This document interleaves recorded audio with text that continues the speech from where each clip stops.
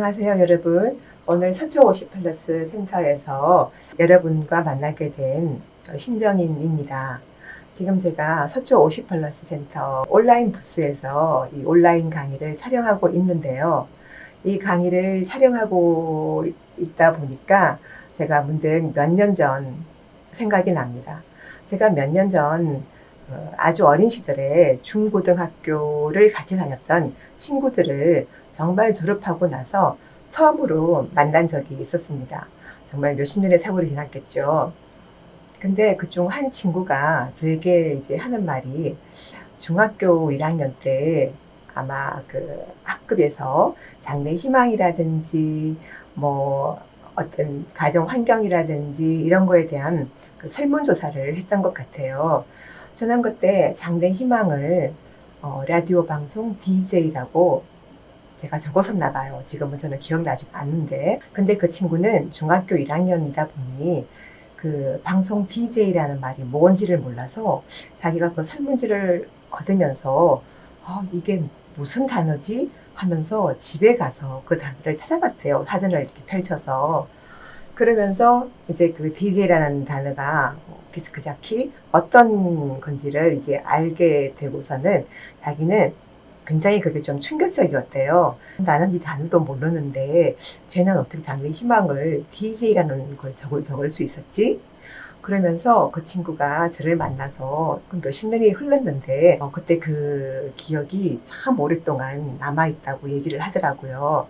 아마 그 친구의 그 긴 기억 속에 저는 그 직업을 장래 희망으로 적었던 그런 친구로 기억되어 있었던 것 같습니다. 그래서 제가 이제 그 꿈 많던 사춘기 시절에 그 DJ라는 직업을 제가 오늘 수초 50 플러스 센터에서 이렇게 온라인 강의를 촬영을 하면서 그때 그 꿈을 이룬 것 같아서 지금 몹시 기분이 묘하기도 하고 긴장되기도 하고 또 떨리기도 합니다.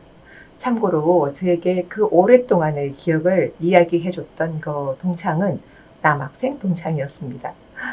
네, 오늘 제가 여러분들과 함께 만나서 전해드릴 강의는 마음을 열고 토크입니다. 저희의 강의가 심리, 향기, 음악, 테라피로 우리 중장년들의 마음을 힐링하고 위로를 해주는 이제 그런 주제를 가지고 구성된 강의인데요. 제가 맡았던 그 파트는 심리 파트, 마음을 열고 토크라는 강의입니다. 자, 제가 이 강의의 목차에 대해서 간단하게 설명을 해드리도록 하겠습니다.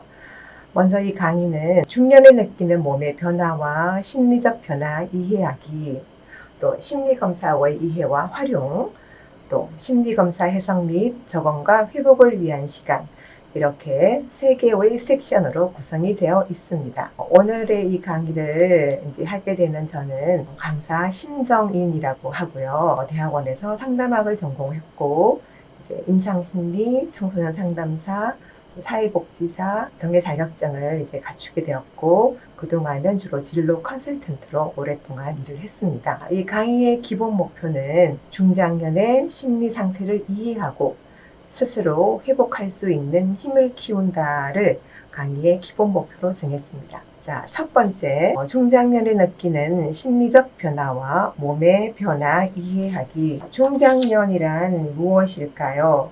자, 중장년, 미들 에이지의 의미는 무엇이냐고 하면은 일단 연령적으로는 40에서 54세에 이르는 중년의 전기, 또 55세에서 64세에 이르는 중년의 후기, 이렇게 구분을 하지만 사회심리학자나 사회학자 또 그 각 국가들의 이제 사회문화적 환경 변화에 따라서 그 연령대가 굉장히 좀 유동적이기도 하고, 또 점점 그 사회가 발달하면서 연령대가 확장되는 추세에 있습니다.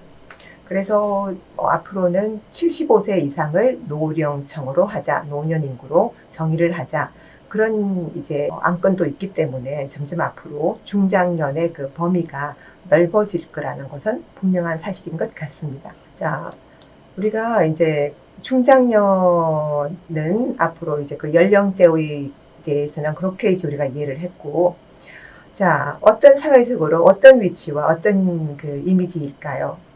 사회적으로는 애매하기 그지없는 위치입니다. 청년층과 노년층 사이에서 이것으로는 이게 좀 부족하고, 그렇다고 이쪽으로 넘어가기에는 아직도 너무 건강하고 할 일이 많은 그런 세대이기 때문이죠.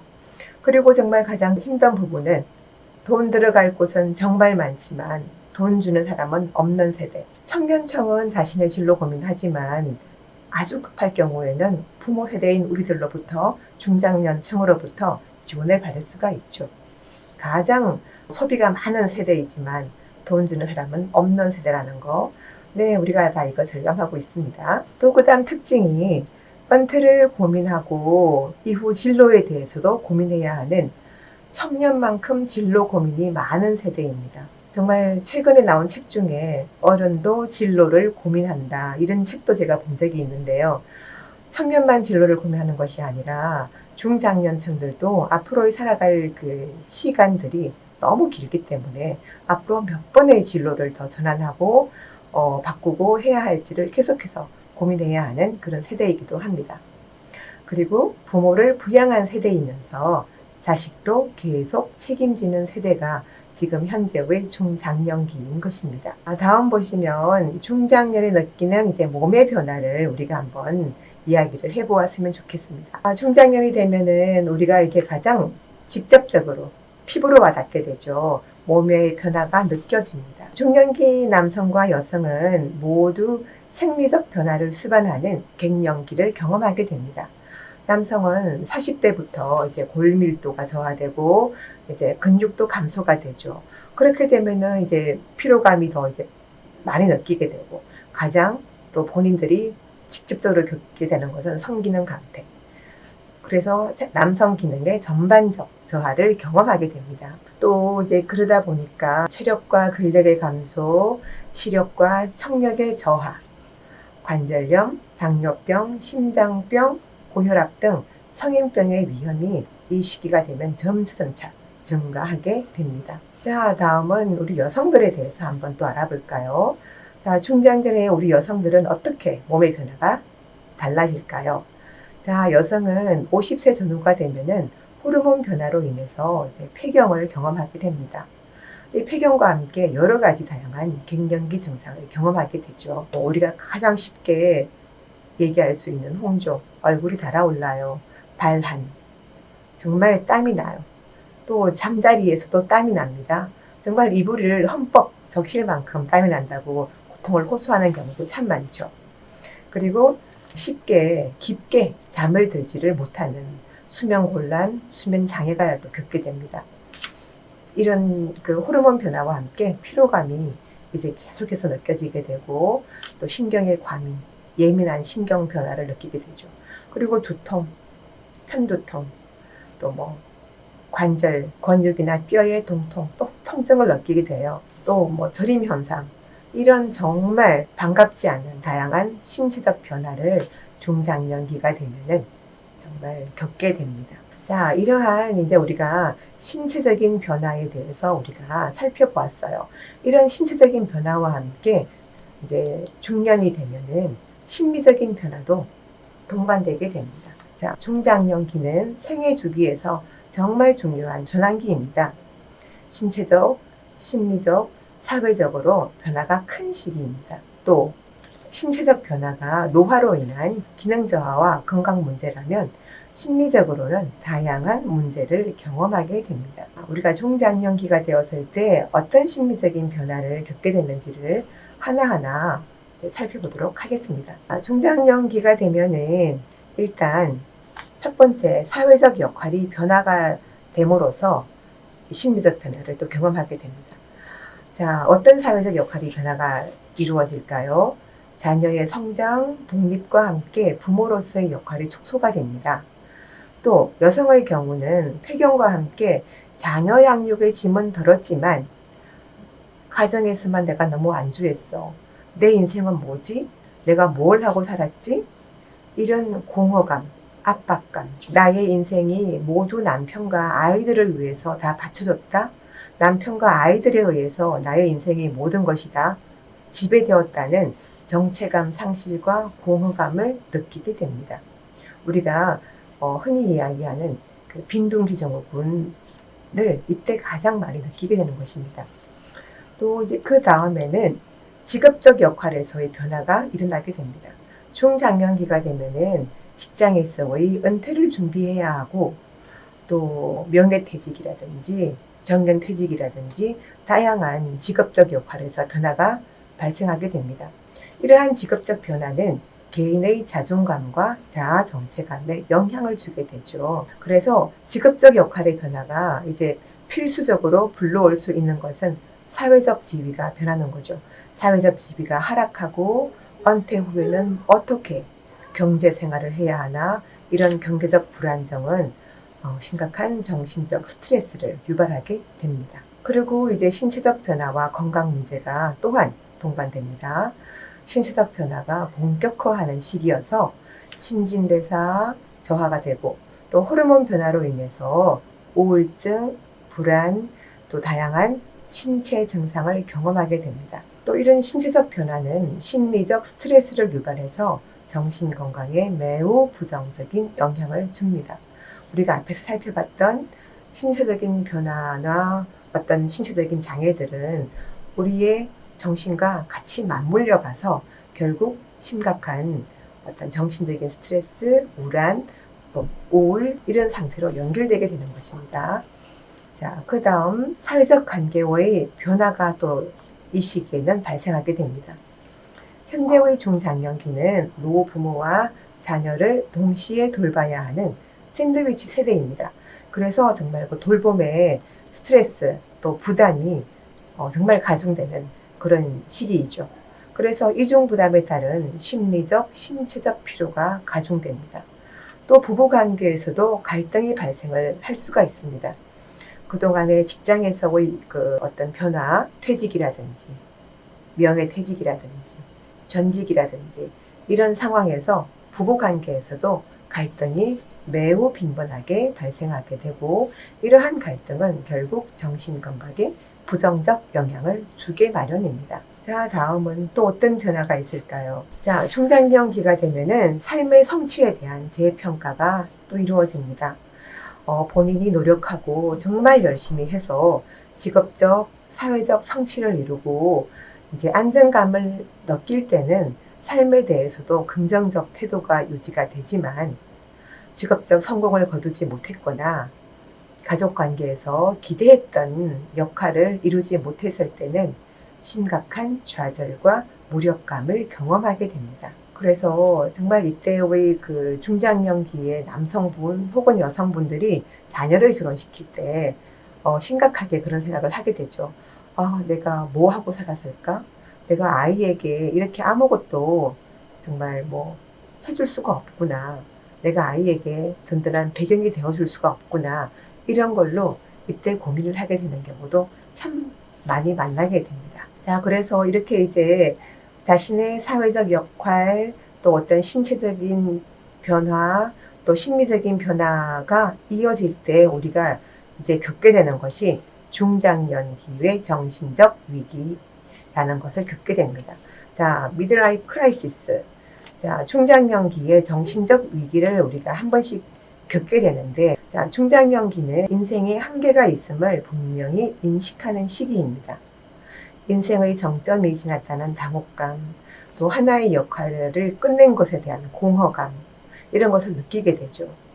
또 주변인들이 이제 사망을 하게 돼요. 주변에서 부모님들이 떠나는 경우도 있고, 주변의 친구, 친지 이런 분들의 이제 사망이나 이런 것들을 겪으면서 내 인생도 얼마 남지 않았구나, 이런 위기감을 느끼게 됩니다. 그리고 인생 후반에 느끼게 되는 그동안의 삶의 방식, 과연 이게 내가 바라던 삶이었나? 너무 회사를 위한 삶, 또 가족을 위한 삶, 또 자식으로서 부모님께 효도하려고 나답지 못한, 내가 아닌 그런 어떤 사회적인 가치관에 맞춰서 그런 삶을 산 것은 아닌가? 이런 생각을 하게 되죠. 그래서 이제는 그런 생각을 하다 보니까 나답게 살고 싶다는 이런 욕구가 발현하게 됩니다. 그래서 이제 이런 욕구 등으로 인해서 어떤 중장년기의 정신적 위기가 발생을 하게 돼요. 중장년기의 정신적 위기가 이제 이렇게 발생했을 때 어떤 증상으로 나타나게 되는지 한번 살펴보도록 하겠습니다. 자, 일반하던 사람이 새로운 취미생활 등을 통해 그동안 이루지 못했던 삶을 되찾으려 한다.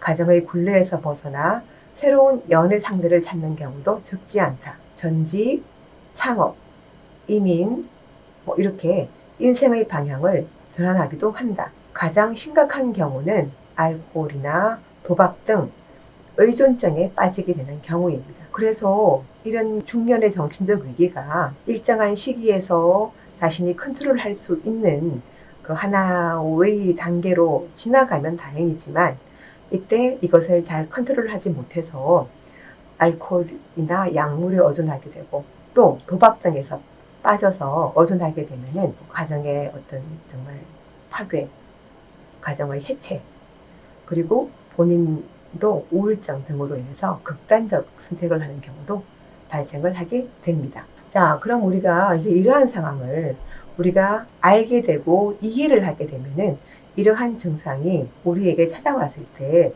우리가 이것을 잘 컨트롤해서 우리 인생에서 한 번쯤 겪을 수 있는 또 예방주사를 맞는다는 느낌으로 잘 컨트롤할 수 있게 하려면 어떻게 하면 좋을까요? 한번 알아봅시다. 자, 중년의 위기 예방법 보시면 누구에게나 정신적 위기가 찾아올 수 있음을 인정하셔야 합니다. 우리 누구나 그런 위기를 겪을 수 있고 우리 인생의 공허감 또 어떤 상실감 겪을 수 있습니다. 그래서 그것을 인정하고 그 다음 새로운 인간관계를 맺는 것이 중요합니다. 우리가 기존의 직장을 그만두게 되면은 그 인간관계가 거의 다 이제 끝나게 되는 경우가 많습니다. 그럼 우리가 우리 제2의 인생을 위해서 우리는 새로운 인간관계를 만드는 노력을 해야 합니다. 지역에서의 활동, 동호회 등을 통해서 자신의 역할을 새롭게 발견하는 것 굉장히 필요합니다. 지금 제가 강의를 이렇게 하고 있는 서초 50+ 센터에서도 정말 이 지역에서 많은 분들이 좋아하는 활동, 자신의 개발, 또 어떤 자신의 새로운 역량의 발전 등을 위해서 센터에서 노력하시고 많은 분들 만나서 새로운 관계를 확장시켜 나가는 거죠. 그러한 거 굉장히 좋은 노력과 시도라고 생각합니다. 응원하겠습니다.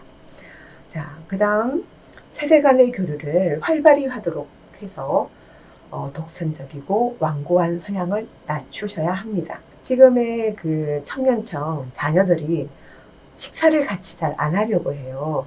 가족이 같이 식사를 하지 않으려고 하는 가장 큰 이유가 그 자녀들의 이야기를 들어보면 식사하는 자리가 즐겁지가 않아요. 이런 말들을 많이 합니다. 왜 즐겁지 않을까요? 첫째는 부모님과 공유할 수 있는 화제가 빈곤합니다. 두 번째는 부모님께서는 항상 그 자녀를 이제 보완해 주려고 하다 보니 그 부족한 점을 보완해 주려고 하는 것이 어떤 형태가 될까요? 자녀에게는 잔소리가 되는 거죠.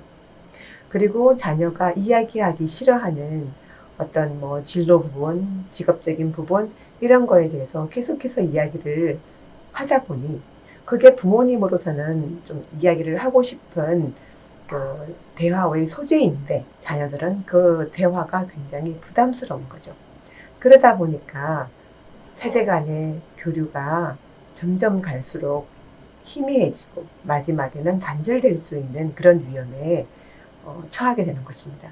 그래서 우리가 그렇게 되지 않으려면은 이런 사회적 활동을 통해서 젊은 세대를 더 많이 만나보고 더 많이 이해하고 그들의 그 대화, 문화를 이해하고 자신의 것을 내려놓는 그런 노력이 필요하다고 생각합니다. 그 다음 취미생활 즐기는 거 굉장히 중요합니다. 취미생활 통해서 자신의 시간을 가꾸어 가는 것 중요하죠. 또 자신의 변화를 뒤돌아볼 수 있는 성찰하는 것 중요합니다. 자신이 학창시절을 어떻게 지내왔고 또 회사 생활을 하면서 혹은 자신의 어떤 사업적인 개인 그런 경제적 생활을 하면서 어떻게 노력을 해왔는지 돌아보고 이제는 그 시기들을 정리하고 또 앞으로의 시기에 앞으로의 어떤 그 시간들에 적응해 나가기 위해서 자신을 뒤돌아보고 맞추는 노력 중요합니다. 자, 다음은 어떤 걸 또 해야 할까요? 체력을 키우는 것 굉장히 중요합니다. 자신의 체력이 건강하지 않으면 이런 어떤 정신적인 위기, 심리적인 갈등이 심할 때 그것을 잘 극복하고 적응적 사고를 할 수 있는 힘이 부족하기 마련입니다. 운동해서 체력을 강건하게 하는 것, 모든 심리적 위기나 갈등을 해소할 수 있는 기초적인 자산이 될 것입니다. 자, 다음은 이제 중장년기의 우울증과 이제 심리적 장애에 대해서 또 한번 살펴보겠습니다. 지금 현재의 중장년층들이 겪고 있는 심리적인 어려움 중에서 가장 아마 큰 부분들이 우울증이라든지 어떤 심리적인 장애 이런 부분이 될 수가 있어요. 그래서 이런 부분에 대해서 우리가 알아보는 것은 여기에 대해서 우리가 정확하게 이해를 하고 지식을 가지고 있으면 이러한 어떤 증상이 본인에게 나타났을 때, 아, 내가 지금 이러한 느낌을 가지고 있구나. 아, 내가 지금 이러한 감정 상태이구나. 그러면 이것이 이상하구나. 내가 감당할 수 없는 그런 것이 아니라, 아, 내가 지금 좀 힘들어서 이러한 느낌, 이러한 기분, 이러한 사고가 나에게 나타나고 있으니까 내가 이거를 잘 이해를 하고 내가 이것들을 또 수용할 수 있는 것은 수용하고 내가 이것들을 어떻게 잘 컨트롤할 수 있는지 방법들을 찾아갈 수 있기 때문에 우리가 이러한 것들에 대해서 잘 알고 이해를 하는 것이 필요합니다. 자, 우리가 지금 가장 많이 듣고 있는 말, 우울증 많이들 듣고 계시죠? 그리고 이제 그 우울증이 우리가 생각하는 것 이상으로 아무것도 아닌 경미한 것도 있지만 정말 자살을 불러일으킬 만큼 심각한 정도의 우울증까지 다양한 과정의 스펙트럼이 있기 때문에 우리가 이제 우울증이라는 것에 대해서 자세히 알아보는 것은 굉장히 필요하다고 생각을 합니다. 자, 우울증이란 전반적인 정신 기능이 지속적으로 저하되어서 일상생활에 영향을 끼치는 상태입니다. 생각의 내용, 사고 과정, 의욕, 동기, 신체 활동 등이 지속적으로 약화되고 무기력한 상태입니다. 자, 생각의 내용이 무엇일까요? 자, 어떤 사람은 어떠한 상황이나 어떠한 일에 부딪혔을 때, 아유, 그건 이렇게 해결하면 돼. 아유, 그래도 이렇게 되지 않아서 얼마나 다행이야. 이건 금방 이렇게 하면 되겠네? 라고 생각을 하시는 분이 있는가 하면은, 자, 똑같은 경우에, 아니, 이게 왜 나에게 닥쳤지? 아니, 이게 지금 내가 어떻게 이걸 하지? 여기서 이게 더 심해지면 어떡하지?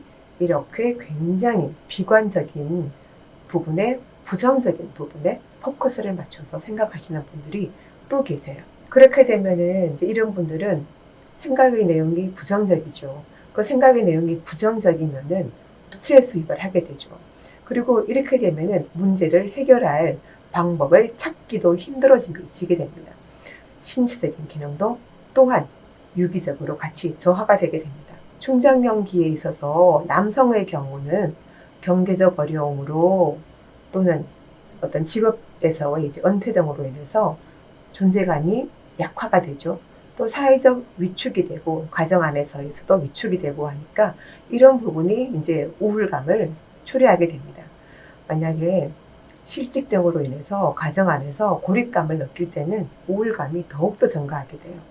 또 교육 수준이 낮거나 연령이 높다면은 이러한 우울감은 더욱더 증가하게 되고 정말 가장 심각하게 배우자가 없는 경우 이혼이라든지 사별이라든지 이런 상황에 있을 경우에는 더욱더 이제 우울감이 증가하게 됩니다. 그래서 이제 우리가 이제 우울증의 의미에 대해서를 알아봤는데요. 지금은 이제 우울증의 이제 원인에 대해서 한번 알아보도록 하겠습니다. 자, 우울증은 이렇게 5가지 요인으로 제가 한번 나눠봤어요. 자, 우울증은 사실 유전적 요인도 있습니다. 네, 우울한 일란성 상동이가 한 사람이 우울증이 있다. 그러면은 다른 사람도 같이 우울증을 겪게 돼요. 또 이제 부모님이라든지 그런 어떤 기질적인 부분으로 우울증이 유전적 요인이 있습니다.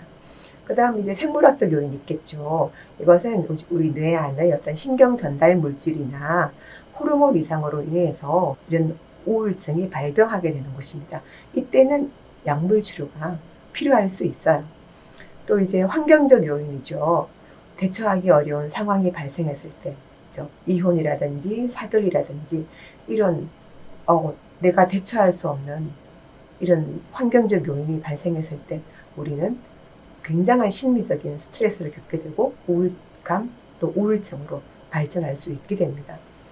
또 신체적 요인으로는 어떤 갑상선 질환이라든지 내분비 질환 이런 걸로 인해서 우울증을 겪을 수 있어요. 그 다음 이제 심리적 요인이 있습니다. 아까 제가 말씀드린 것처럼 어떤 분은 어떤 사안에 대해서 심각하지 않게 쉽게 생각을 할 수가 있는 분들이 있는가 하면 또 어떤 분들은 굉장히 좀 부정적으로 생각을 하시는 분들도 계세요. 이런 분들은 성격적으로라도 지금 현재 자존감이 좀 떨어져 있어요. 어떤 외부적 환경이라든지 이런 걸로 인해서 좀 자존감이 떨어져 있다. 혹은 성격 자체가 좀 적극적이지 못하고 의존적이다. 소극적이다. 약간 심약하다. 이렇게 된 이런 분들이 좀 더 우울증에 가깝게 되는 경우가 많습니다. 그 다음 또 지나치게 완벽주의적 성격.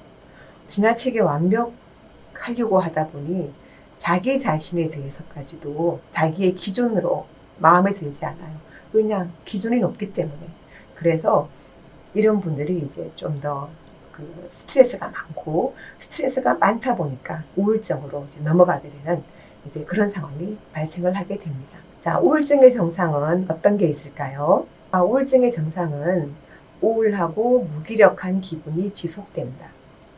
이게 이제 진단으로 들어가려면 2주 정도가 계속해서 이렇게 우울하고 무기력한 기분이 지속이 되어야 진단으로 떨어지는 겁니다. 그 다음 식욕이 없고 수면 장애가 지속된다. 주관적으로 우울한 기분 상태를 견디기 힘들고 비관적이다. 직업이나 사회생활에 심각한 지장이 있다. 또 환각, 망상이 있다. 여기에서 이제 환각이라는 것은 실제 하지 않는데 실제 하는 것처럼 생각을 하는 거죠. 또 망상은 정말 누군가가 자기를 어떻게 할 것 같다. 정말 여기에서 저 차가 나를 어떻게 할 것 같다.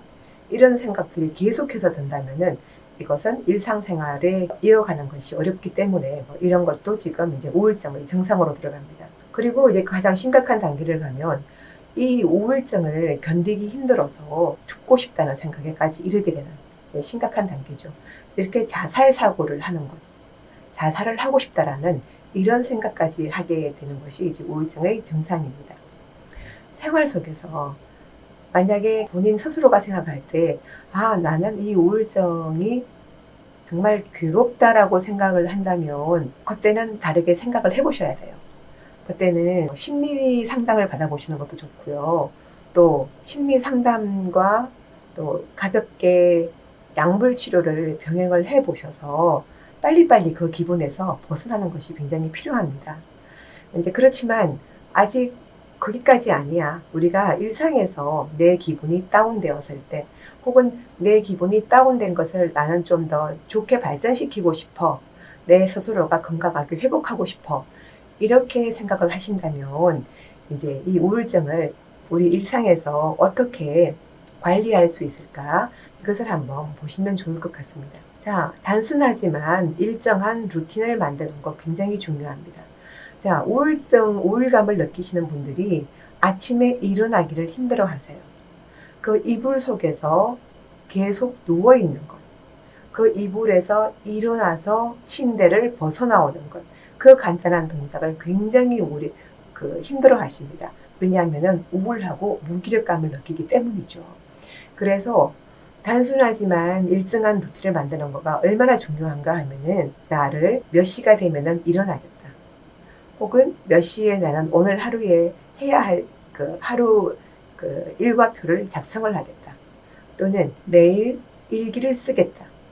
이런 생활의 루틴을 만드는 것이 우울감을 떨쳐버릴 수 있는 혹은 우울증 치료할 수 있는 첫 단계라고 생각할 수 있습니다. 그 다음 가정 안에서의 어떤 친화적인 이해하고 대화를 늘리고 친화적인 것, 또 지역 모임에 참석해서 사회적 지지 관계를 만드는 것 굉장히 중요합니다. 가정 안에서도 가족 내 지지를 만드는 것도 중요하고요. 또 지역 모임에 참석해서 나와 같은 동년배들을 만나고 비슷한 취미를 가진 분들을 만나서 어떤 사회적 지지 관계를 만드는 거 굉장히 필요합니다. 그 다음, 긍정적으로 생각하도록 노력한다. 자, 이 말은 너무 쉬운 말 같기도 하지만 이게 또 힘들 수도 있어요. 우리의 뇌는 굉장히 간사한 조직입니다. 자, 뇌가 얼마나 간사한가 하면은 우리가 밤 10시에 우연히 야식을 먹게 되었어요. 그러면은 근데 한 이틀 정도 있다가 또 식구들이 야식을 뭐 하나 먹자 해서 또 한 번 야식을 먹었어요. 그렇게 해서 야식을 두세 번 먹게 되면은 우리의 뇌는 그 다음부터는 밤 10시가 되면은 배고픈 신호를 보내요. 야식을 들여보내라고 신호를 보냅니다. 그래서 우리의 뇌가 이렇게 간사한 조직이기 때문에, 기관이기 때문에 긍정적으로 생각하는 것도 훈련을 하는 것이 필요합니다. 그래서 처음에 그게 쉽지 않더라도 물이 아직 먹을 만큼 남아있네. 오늘은 내가 감사한 일이 2개나 있었네. 그 감사한 거 일기를 쓰는 것. 우리 뇌를 긍정적인 회로로 돌리도록 바꾸기 위한 훈련입니다. 그래서 긍정적으로 생각하도록 노력하는 거 정말 중요합니다. 또 운동하는 습관을 기른다. 아까 말씀드렸죠. 운동을 하고 햇볕을 쬐고 땀을 흘리고 또 체력을 키우는 것은 우리의 몸, 우리의 그 마음이 우울로 빠지지 않을 수 있도록 기초적인 자산을 만드는 것입니다. 자, 그 다음 좋아하는 옷을 입고 외출한다. 나를 위한 거죠. 좋아하는 옷 입고 외출하세요. 네, 자기가 좋아하는 립스틱 하나 또 사보세요. 밖에 나가니까 저렇게 옷을 입은 사람은 굉장히 어울리고 예쁘네. 그 옷 하나 사보세요. 괜찮습니다. 우리 인생을 위해서, 우리의 감정을 위해서 그 정도 투자하는 것 얼마든지 할 수 있는 일이라고 생각합니다. 그 다음 옛날에 좋았던 시절을 회상해보세요. 얼마나 그 시절에 내가 열정적으로 무언가를 도전을 했던가. 그 시절 내가 대학 입학하기 위해서 얼마나 공부를 열심히 했던가. 어떤 성취를 위해서 노력했던 거, 성취했던 거, 그 좋았던 것들을 한번 다 떠올려 보시기 바랍니다. 이러한 것들을 결국은 우리가 우리 자신을 위해서 적어두고서 우리의 침대맡에, 우리의 책상 위에 혹은 냉장고 앞에 적어놓고서 매일매일 나를 위한 루틴을 만들고요. 그 다음 사회적인 지지관계도 만들고요. 긍정적으로 생각하려고 노력하고요. 운동하시고요. 좋아하는 옷, 내가 예뻐 보이는 옷 입고 외출하고요.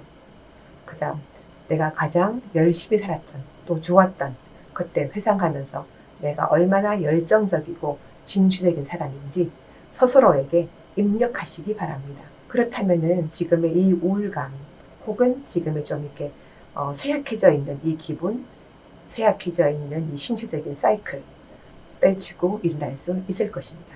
자, 우울은 정신과 의사분들의 말씀으로는 재발하기 쉬운 질병입니다. 재발하기 쉬운 질병이지만 우리가 생활 속에서 어떻게 노력하느냐 이것이 굉장히 중요하고 필요한 부분입니다. 어떻게 생각하고 어떻게 해석할 것인가는 결국 우리의 선택이기 때문입니다. 다음은 이제 2번째 파트 심리검사의 이해와 활용에 대해서 우리가 이야기를 나누어 보겠습니다.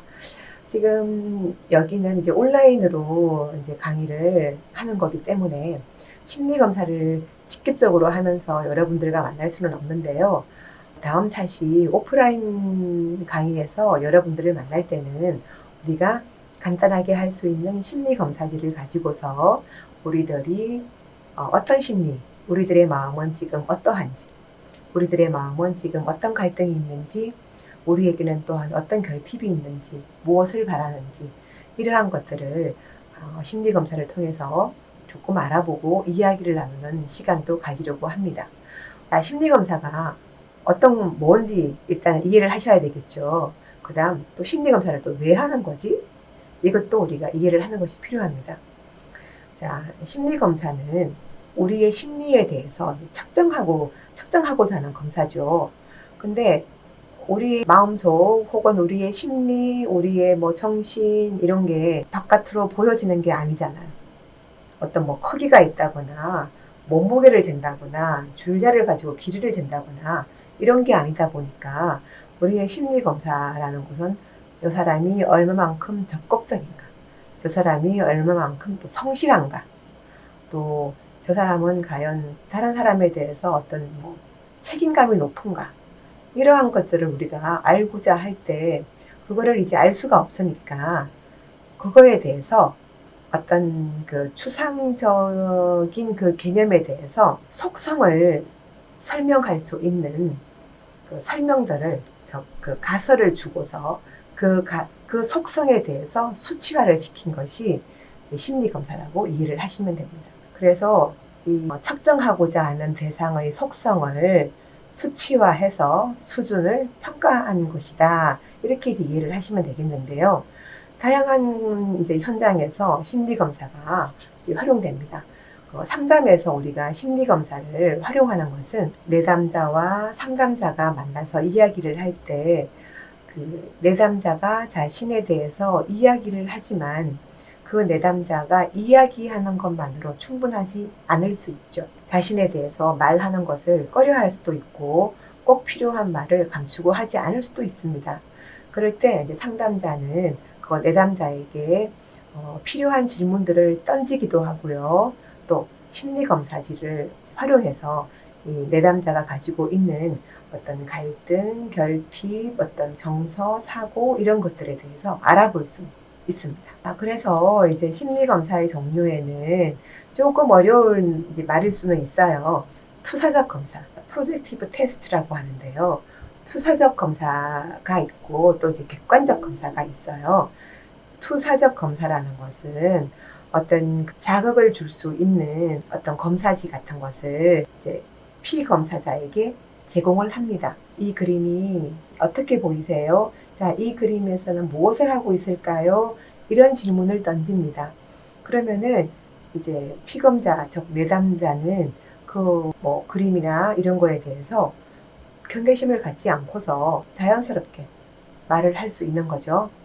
뭐 우리가 만약에 그 객관적 검사에서 뭐 매우 그렇다, 약간 그렇다, 그렇지 않다, 전혀 그렇지 않다 이렇게 그 척도가 나와 있을 때 본인이 하기 싫지만 뭐 다른 걸로 이렇게 막 체크할 수 있잖아요, 그렇죠?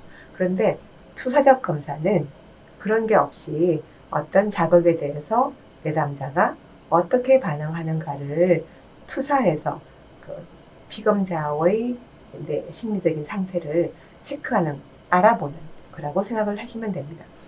그래서 이제 이러한 검사에는 이제 오늘 우리가 이야기하게 될 HTP 검사, 즉 그 집, 나무, 사람 그림 검사라고 합니다. 이 검사가 있고 또 TAT 검사라는 게 있어요. TAT 검사는 주제 통각 검사라고 하는데요. 이제 그 상담자가 어떤 그림의 도면을 피검자에게 주면서 자, 이 그림이 무엇을 의미하는 것 같으세요? 이 그림을 보면서 어떤 생각이 드세요? 이런 것을 서로 이제 이야기하면서 알아보는 검사입니다. 그 다음 이제 문장 완성 검사. 이거 어디에서 많이 보셨을 거예요. 요즘 많이 쓰고 있는 그 오은영 박사님의 금쪽 같은 우리 새끼, 또 이혼 숙녀 캠프, 이런 곳에서 문장 완성 검사를 많이 활용하고 있습니다. 그 다음으로는 이제 객관적 검사가 있어요. 객관적 검사는 피검자가 제한된 옵션의 응답을 선택하는 것입니다. 우리가 그 어떤 만족도 조사 같은 거 하죠. 매우 만족, 약간 만족, 보통 만족하지 않음, 전혀 만족하지 않음, 이런 거 우리가 만족도 조사할 때 그런 거, 그게 이제 객관적 검사입니다. 참, 거짓, 뭐 전혀 아니다, 아니다, 보통이다, 그렇다, 매우 그렇다. 그래서 이런 이제 객관적 검사는 또 이제 장점은 있어요. 검사 결과와 해석이 표준화되어 있어서 신뢰도와 타당도를 확보할 수 있죠. 그렇지만 이제 피검자가 자신의 마음을 숨길 때는 그거는 알아낼 수가 없는 거예요. 자, 이제 우리가 오늘 그 여러분들과 함께 해볼 것이 이제 TP 검사라는 것을 가지고 한번 이야기를 해볼 텐데요.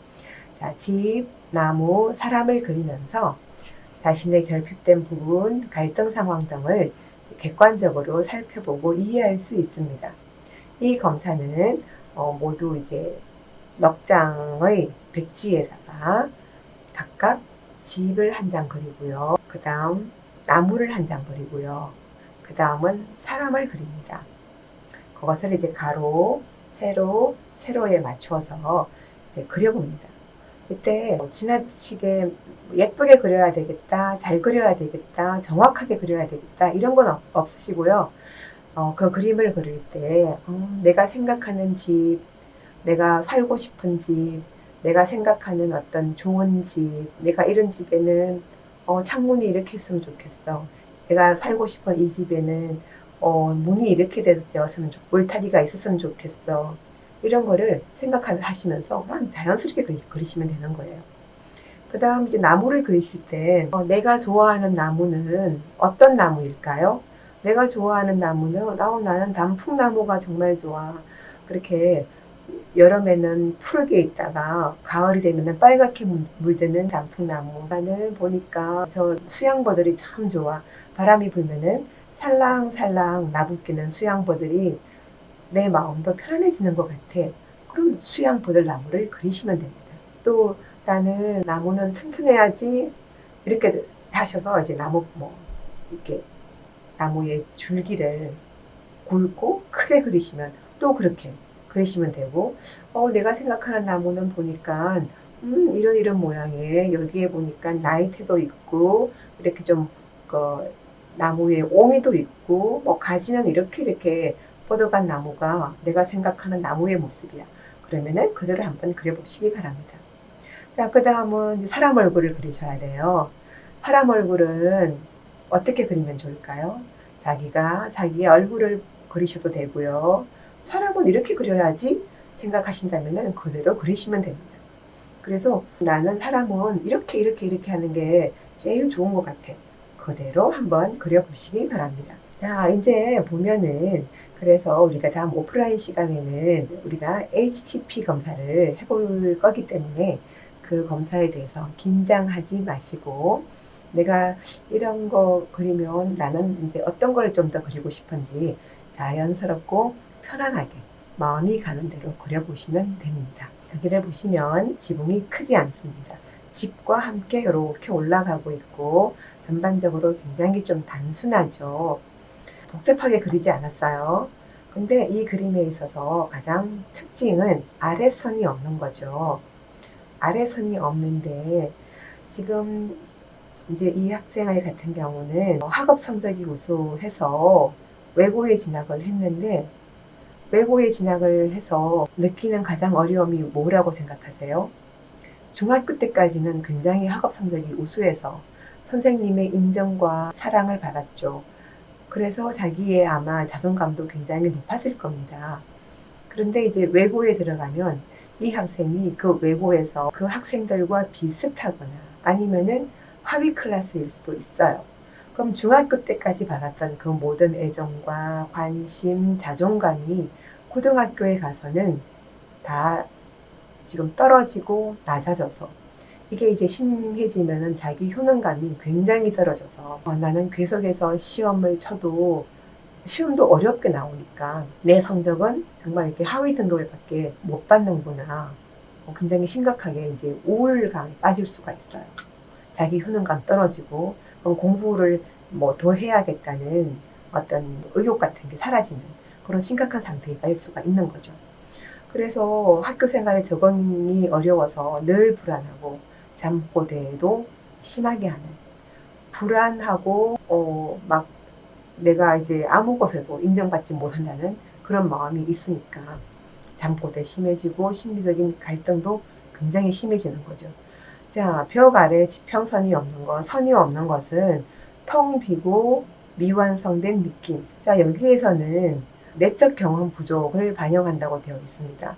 지금 아마 학생은 초등학교, 중학교에서도 계속해서 학업 성적 향상을 위해서 학원과 학교와 이런 거에서만 더 몰두를 했을 경향이 높은 것 같습니다. 그래서 좀 더 다양하게 친구들과의 활동, 또 학업 이외의 다양한 교회 활동, 그다음 자신의 성장을 위해서는 적절하게 실패도 해보고 좌절도 해보고 거기에서 딛고 일어나는 어떤 회복력을 키워야 하는데 지금 어떤 회복력을 키울 수 있을 만한 그런 사건들을 경험해 보지 못한 것.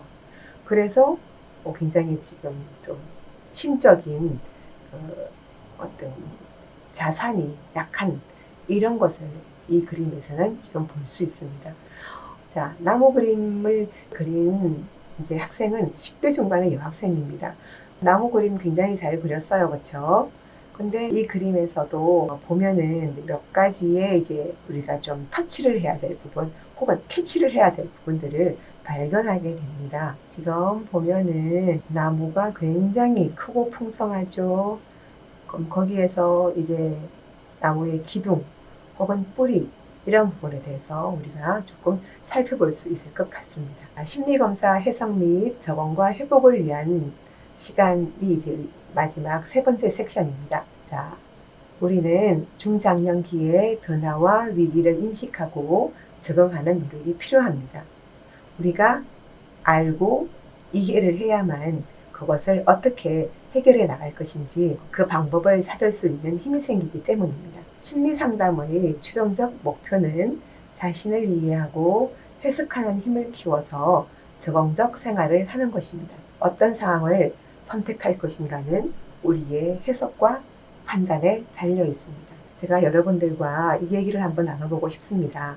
제가 지난 6월에 저희 큰 오빠가 정말 갑작스럽게 사망을 하셨어요. 병으로 인해서 그 병을 알게 되고 별거 아니라는 치료를 하면은 뭐 충분히 괜찮다는 그런 의료진의 진단을 받고서 치료를 하는 과정 중에 급격하게 상태가 나빠지고 쇼크가 와서 일주일 만에 이제 오빠가 사망을 하게 되는 그런 상황을 맞닥뜨리게 되었습니다. 형제 동기의 사망은 우리에게 정말 말도 못할 슬픔과 스트레스가 되는 거죠. 그렇지만 저는 이제 그때 오빠와 함께 살던 집에 남겨진 이제 올케 언니를 먼저 생각을 하게 되었습니다. 언니를 위해서 내가 무엇을 할 수 있을까? 언니를 위해서 해줄 수 있는 것은 주기적으로 전화를 하고 위로하고 하는 것이 이제 필요해서 제가 이제 그런 시간들을 다 가졌는데 며칠 전에 제가 이제 그런 이야기를 저희가 통화를 하면서